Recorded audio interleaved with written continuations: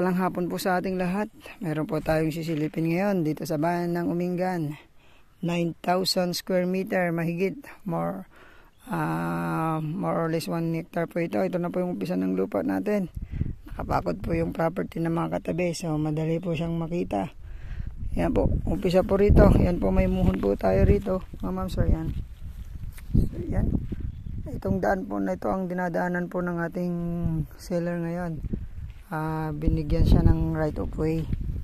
So, yan po, ito naman po yung property papunta po doon. Yan, diretso po doon. Makikita po ninyo yung real view natin.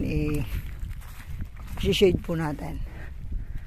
Yan po, rectangular shape po ang property. Ang front po niya nasa 30 or 25 sabihin natin, 25 meters. So mahaba-haba po yung kanyang length. So makikita nyo po doon sa aerial view natin kung gaano kahaba. 9,000 square meter po ito, bayan po ng Umingan. Titled property, buhay po ang nakapangalan. So wala po tayong problema sa papers. Ganun din po ang biyahe from Manila, 2 hours and 25 minutes.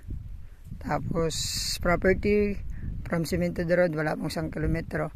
Tapos hanggang National Highway papuntang Sabela po ay nasa 2 kilometers lamang po ito.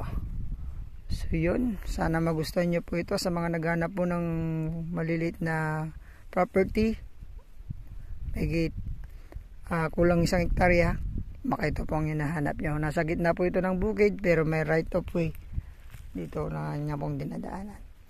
So maraming salamat po sa inyong lahat. Ang price po pala nito ay 130 per square meter. Gain tax, agent fees ay pa seller side po. So negotiable pa daw po ito. So kaya na lang po tumawad ulit. Direct po tayo sa seller. Salamat po sa inyo. Sana magustuhan niyo po mga property na hinahanap po natin. Ingat po kayo palagi. God bless sa ating lahat. Bye-bye po.